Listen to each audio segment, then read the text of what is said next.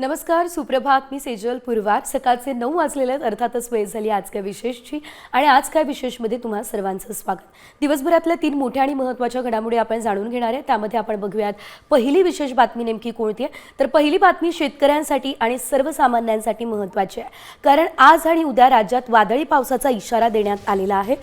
एकंदरीत आपण जर बघितलं तर कुठे कुठे हा इशारा देण्यात आलाय तेही आपण आज काय विशेषमध्ये बघणार आहे. दुसरी बातमी राजकीय विश्वातून आहे, कारण शरद पवार आणि अजित पवार आज पुन्हा एकाच मंचावर येणार आहे.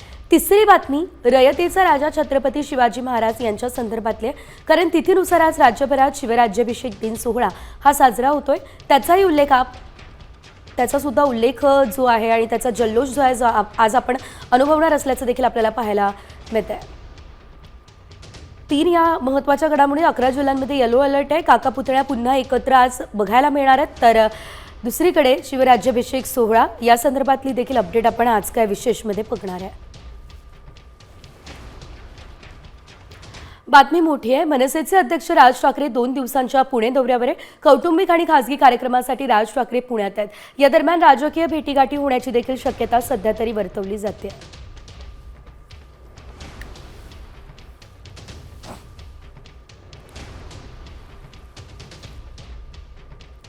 तर उद्धव ठाकरे आणि राज ठाकरे एकत्र येण्यावरती आमदार आदित्य ठाकरेंनी एक महत्त्वाचं विधान केलं. महाराष्ट्राच्या हितासाठी लढणाऱ्या पक्षांनी एकत्र यायला हवं असं आदित्य ठाकरे यांनी म्हटलं. राज्याच्या हितासाठी लढणाऱ्या पक्षांनी एकत्र यावं असं आदित्य ठाकरे आपल्याला या ठिकाणी म्हणताना दिसतंय.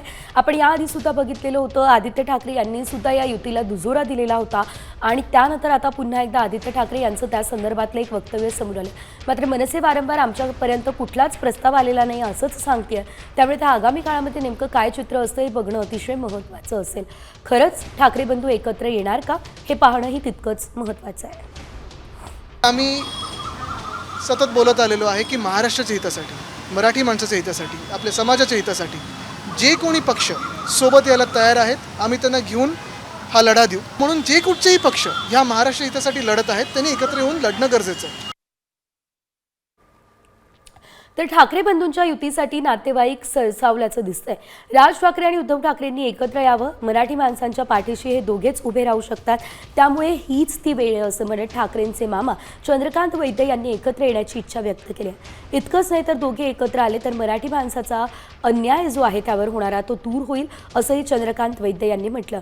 त्यामुळे आता ठाकरे बंधूंनी एकत्र यावं असं नातेवाईकांचंही म्हणणं आहे. मी आज अनेक वर्ष राज आणि उद्धव एकत्र यावे याचे प्रयत्न करतोय आणि मला सुद्धा मनापासून असं वाटतं की हीच ती योग्य वेळ आहे की दोघांनी आता तरी एकत्र यावं आणि महाराष्ट्राच्या आणि मराठी माणसाच्या हितासाठी तुमच्या दोघांची गरज आज पूर्ण महाराष्ट्राला आहे. तर राज आणि उद्धव ठाकरे एकत्र येण्याची चर्चा सुरू आहे. तर दुसरीकडे ठाकरे सेनेने मुंबई महानगरपालिका निवडणुकीची तयारी सुद्धा सुरू केलेली आहे. ठाकरे गटाचा आज मुलुंडमध्ये मेळावा आहे आणि या मेळाव्यामध्ये युवा सेनेचे नेते आदित्य ठाकरे पदाधिकाऱ्यांना संबोधित करतील. लढा आपल्या मुंबईचा याच्या माध्यमातून ठाकरे गट मुंबई महानगरपालिकेच्या प्रचाराचा नारळ सुद्धा फोडणार आहे.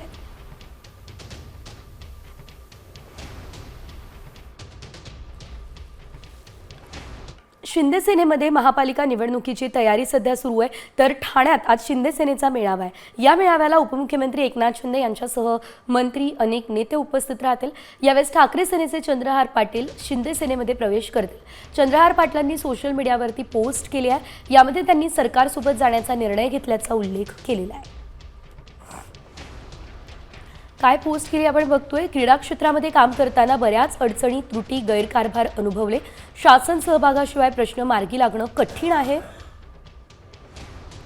क्रीडा क्षेत्रासह सामाजिक राजकीय क्षेत्रामध्ये काम करण्यासाठी मी आणि माझ्या सहकाऱ्यांनी सरकारसोबत जाण्याचा निर्णय घेतलेला आहे असं त्यांनी या दरम्यान म्हटलेलं आहे.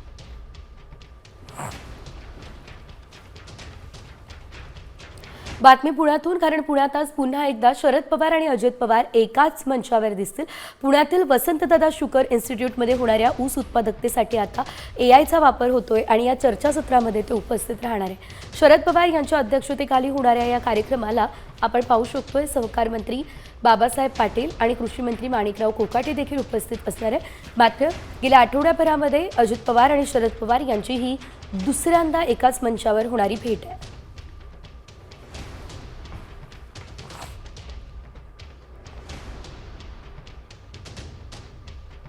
गेल्या काही दिवसांपासून राज्यात ठाकरे बंधू जे आहेत ते एकत्र येण्याच्या चर्चा आहे.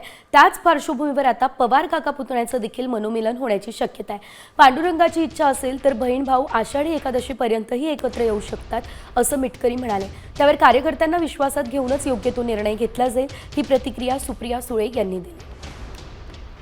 पांडुरंगाची इच्छा असली तर आषाढी एकादशीपर्यंत तेही होईल. अजून तसा काही प्रस्ताव असल्याचं कळलेलं नाही, पण 10 तारखेला पक्षाचा मेळावा पुण्याला होतोय, त्यामुळं 10 तारखेपर्यंत आपण वाट बघा. पवार साहेबांच्या कामाची पद्धत तुम्ही 6 दशकं म्हणजे तुमच्या सगळ्यांच्या जन्माच्या आधीपासून सगळ्यांनी पाहिलेली आहे की पवार साहेब जो काही निर्णय घेतात किंवा जे काही मार्गदर्शन करतात ते लोकशाही पद्धतीनेच होतं. त्याच्यामुळे जो काही निर्णय पक्षाचा असेल तो त्या शेवटच्या कार्यकर्त्याला कॉन्फिडन्स मध्ये घेऊनच त्याच्या मनात जो असेल तोच निर्णय पक्ष घेईल. युनिलॅटरली आम्ही कुठलाही निर्णय आजपर्यंत घेतला नाही आणि घेणारही नाही. वळूयात पुढच्या बातमीकडे.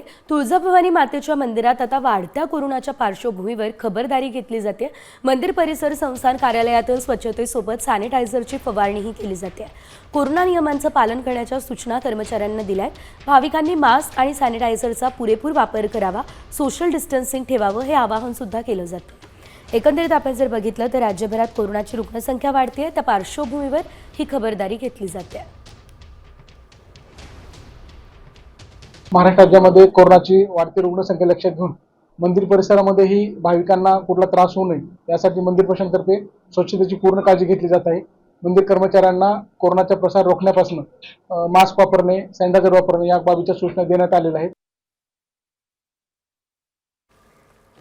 तर राज्यात रविवारी 77 नव्या कोरोना रुग्णांची नोंद झाली आहे. मुंबईमध्ये 25, नवी मुंबईमध्ये 4, पुण्यात 39, कोल्हापूर आणि नागपूरमध्ये प्रत्येकी एका रुग्णाची नोंद झाली आहे. त्यामुळे सक्रिय रुग्णांची संख्या 607 वर पोहोचली असल्याचं दिसतं.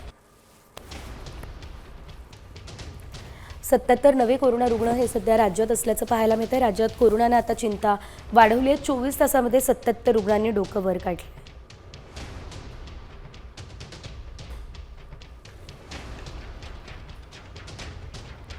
गेल्या 3 दिवसांपासून राज्यातील काही भागांमध्ये पावसाच्या हलक्या ते मध्यम सरी कोसळत आहे. कोकण, मध्य महाराष्ट्रातल्या काही भागांना मुसळधार पावसानं झोडपले, तर मराठवाडा आणि विदर्भात पावसानं उघडीप दिली. मात्र आता पुन्हा हलक्या ते मध्यम पावसाचा अंदाज सध्या तरी वर्तवला जातो. 12 जिल्ह्यांसाठी आज येलो अलर्ट जारी करण्यात आलेला आहे. वादळी पावसाची शक्यता वर्तवली जाते. रत्नागिरी, सिंधुदुर्ग, अहिल्यानगर, पुणे आणि साताऱ्यामध्ये पावसाचा येलो अलर्ट आहे. सांगली, सोलापूर, बीड, धाराशिव, लातूर, नांदेडमध्ये सुद्धा येलो अलर्ट आहे.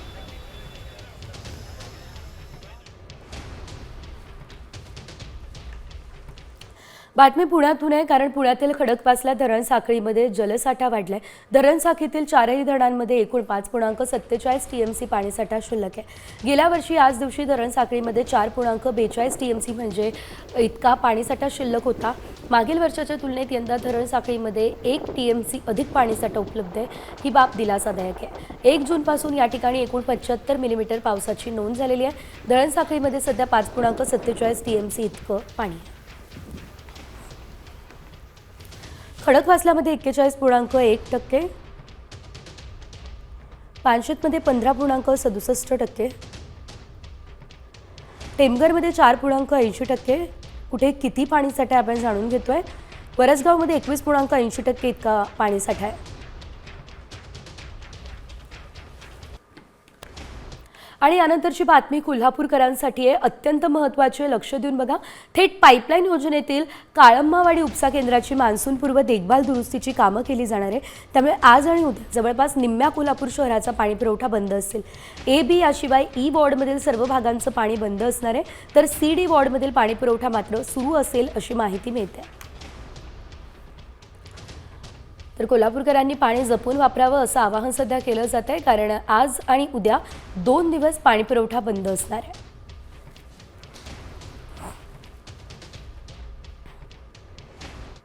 आणि यानंतर बातमी महत्त्वाची. स्वराज्याची राजधानी असलेल्या किल्ले रायगडावर छत्रपती शिवाजी महाराज यांचा 352वा शिवराज्याभिषेक तिथीनुसार साजरा केला जातोय. या सोहळ्यासाठी शिवभक्तांनी गडावर गर्दी केली आहे. तर आपण पाहतोय सासणकाठी नाचवत शिवप्रतिमेची पालखी मिरवणूक देखील काढण्यात आली आहे. मर्दानी खेळांचं प्रात्यक्षिक देखील सादर करण्यात आलंय. गडावर राज्याभिषेक सोहळ्याचा अभूतपूर्व उत्साह बघायला मिळतोय.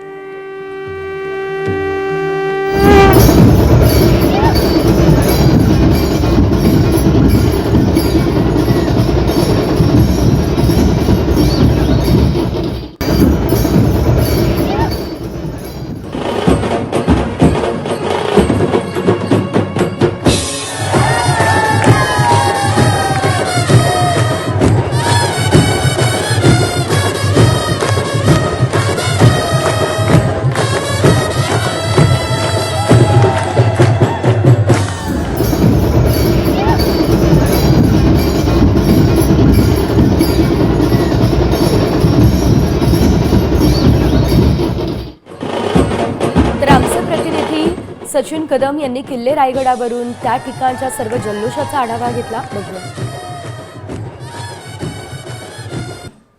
आता आपण रायगड किल्ल्यावर आहोत आणि या ठिकाणी आपण पाहिलं तर जे वारकरी आहेत ते मोठ्या संख्येमध्ये रायगड किल्ल्यावर दाखल झालेले आहेत.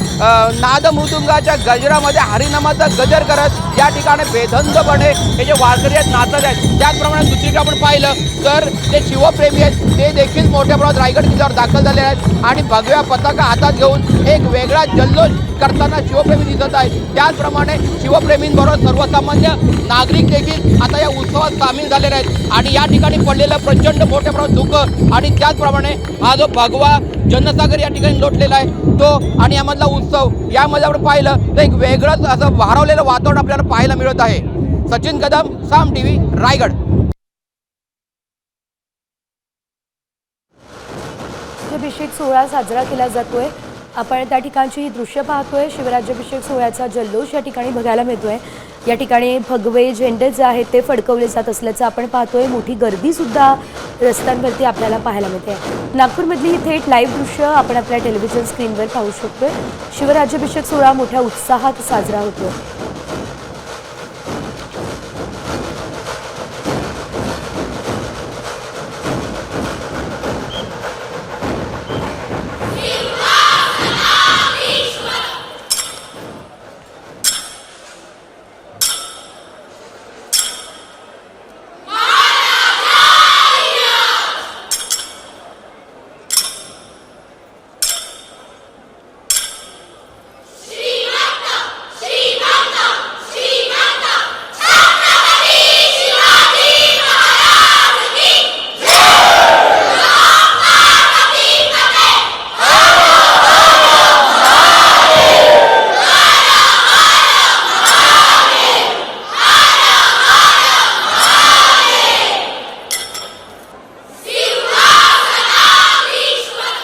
आपण पाहतो या ठिकाणी ही शिवगर्जना केली जाते आणि नागपूरमधली ही थेट लाईव्ह दृश्य.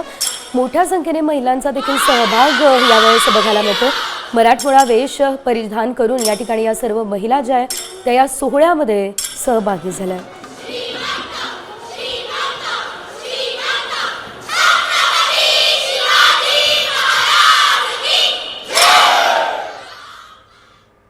यानंतर पुढे घेऊयात बातम्यांचा वेगवान आढावा. सुरुवातीला अपडेट्स मान्सून संदर्भातल्या.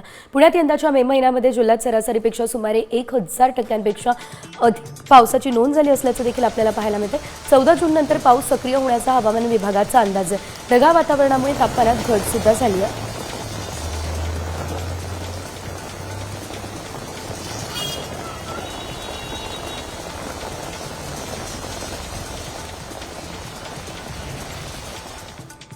उत्तर पुणे जिल्ह्यामध्ये यंदा समाधानकारक पावसाची नोंद झाली आहे. त्यामुळे शेतकऱ्यांनी खरीप हंगामाच्या पेरण्यांना गती दिलेली आहे. सध्या पावसाळी बाजरीची पेरणी सुरू झाली आहे. शेतकरी यांत्रिक पद्धतीने ट्रॅक्टरच्या साहाय्यानं ही पेरणी सध्या करताना दिसत आहे.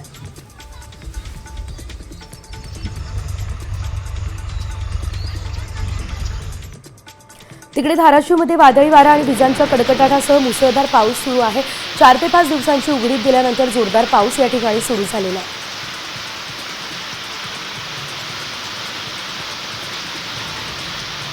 धाराशिवच्या परंडा तालुक्यात वादळी वाऱ्यासह पाऊस झालाय. वादळी वाऱ्यामुळे रस्त्यांवर झाडांची पडझड झाली आहे. दूध डेअरीवरती झाड पडल्यानं दूध डेअरीचं नुकसान झालेलं आहे. 2 गायी जखमी झाल्या. बार्शी रोडवरील पिंपळवाडी परिसरामध्ये काल चक्रीवादळाचा तडाखा बसला. रस्त्यावर झाड कोसळलं त्यामुळे काही काळ या ठिकाणी वाहतूक देखील विस्कळीत झालेली होती.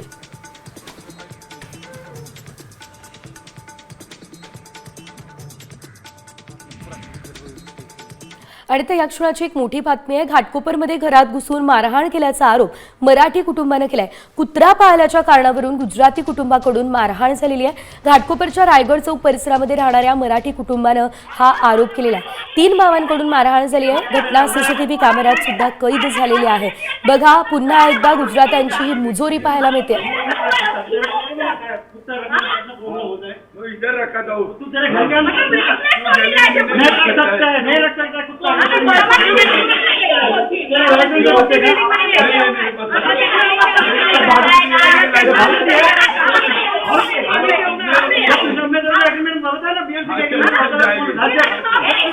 या संदर्भात अधिकची अपडेट आमचे प्रतिनिधी मयूर राणे यांच्याकडून घेऊयात. मयूर, आपण पाहतोय वारंवार हा जो वाद आहे तो बघायला मिळतो आणि आता तर थेट घरात घुसून मारहाण झाली. काय अपडेट, काय घडलेलं आहे?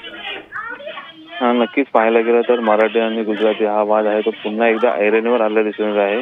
घाटकोपरच्या रायगड चौकामध्ये एका बिल्डिंग परिसरामध्ये एक मराठी कुटुंबीय राहत होते. त्यांच्या घरामध्ये कुत्रा असल्याची माहिती मिळालेली आहे. मात्र तेथील राहणार एक 3 गुजराती भावंडांनी त्या मराठी कुटुंबियाच्या घरात घुसून त्यांच्या महिला असेल त्या महिलांना मारहाण केलेली आहे. त्या महिलेचा पती असेल त्याला मारहाण केलेली आहे. मात्र अद्यापही जर पाहायला गेलं तर मराठी आणि गुजराती हा वाद आहे तो सतत दिवसेंदिवस कुठे चिघळत चाललेला असं पाहायला मिळून आलेला आहे. मात्र या 3 भावंडांनी थेट घरात घुसून मारहाण केल्याचा प्रकार आहे तो आता समोर आलेला आहे. कुत्रा असल्यामुळे या घरात घुसून या 3 गुजराती भावंडांनी एका मराठी माणसाच्या घरात घुसून आहे ते मारहाण सध्या केलेली पाहायला मिळत आहे. घाटकोपर पोलीस स्टेशन असेल या आता संपूर्ण घटनेची आता माहिती घेत आहे आणि लवकरच ही जर घटना अशी जर घडली असेल त्याच्या आता पोलीस चौकशी आता करण्यात येणार आहे. निश्चितच या संदर्भात अपडेट घेत राहू. तुर्तास धन्यवाद मयूर दिलेल्या सर्व अपडेटसाठी. तर आपण पाहतोय पुन्हा एकदा मराठी आणि गुजराती हा वाद जो आहे तो मुंबईमध्ये बघायला मिळालेला आहे. घाटकोपरमध्ये ही घटना घडलेली आहे. मराठी कुटुंबानं मारहाणीचा आरोप केलेला आहे.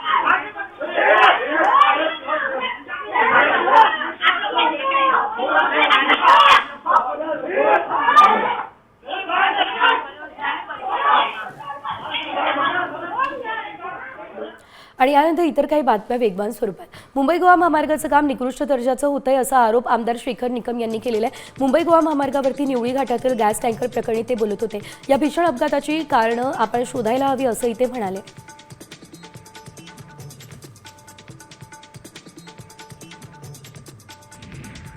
सहाय्यक प्राध्यापक पदासाठीच्या नेट परीक्षेचं सुधारित वेळापत्रक जाहीर झालं. यूजीसी नेट परीक्षा 25 ते 29 जून दरम्यान होणार आहे. परीक्षेच्या 10 दिवस आधी परीक्षा केंद्राची माहिती प्रसिद्ध होईल. यापूर्वी ही परीक्षा 21 ते 30 जूनमध्ये होणार असल्याचं जाहीर करण्यात आलेलं होतं.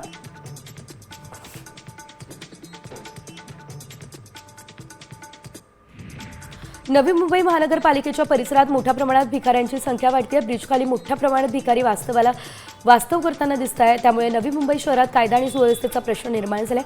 गुन्हेगारीचं प्रमाण सुद्धा नवी मुंबई शहरामध्ये वाढण्याची शक्यता व्यक्त केली जाते.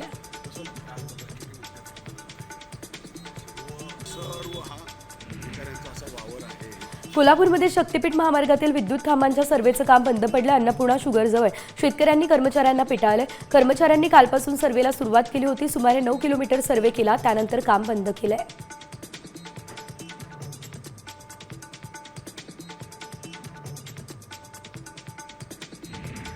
रेल्वे रूळ पार करण्यासाठी काही जण धोकादायी पद्धतीने शॉर्टकटचा वापर करतात. मात्र त्याच वेळेस रेल्वे आल्यानं 604 प्रवाशांना आपला जीव गमवावा लागला. दुसरीकडे रेल्वे प्रशासनानं रेल्वे रूळ ओलांडणाऱ्या 790 जणांवरती कारवाई केली.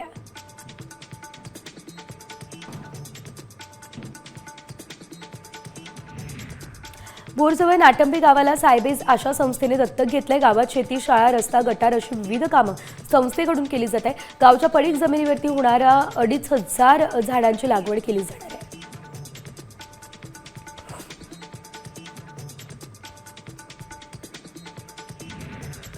नालासोपाऱ्यातील लक्ष्मीनगर, विजयनगर आणि रहमतनगर या भागामध्ये 2 दिवसांपासून वीज खंडित झाल्या. त्यामुळे मध्यरात्री 2:30 वाजता 800हून अधिक संतप्त नागरिक रस्त्यावर उतरले. पोलीस अधिकारी सुद्धा घटनास्थळी दाखल झाले. लोकांना शांत करण्याचा प्रयत्न केलाय. मात्र महावितरणचे कर्मचारी आणि नागरिकांना फोनच ते उचलत नाही असं सांगत एकमेकांनी रस्ता अडवलाय. मावळमध्ये भात लागवडीला सुरुवात झाली. मावळच्या पवनानगर, शिरगाव, टाकवे, बुद्रुक, उरसे या भागातील शेतकऱ्यांनी भात लागवड करायला सुरुवात केली. गेले 10 दिवस पावसानं उघडीप दिली आहे, त्यामुळे बळीराजा काहीसा आनंदित आहे.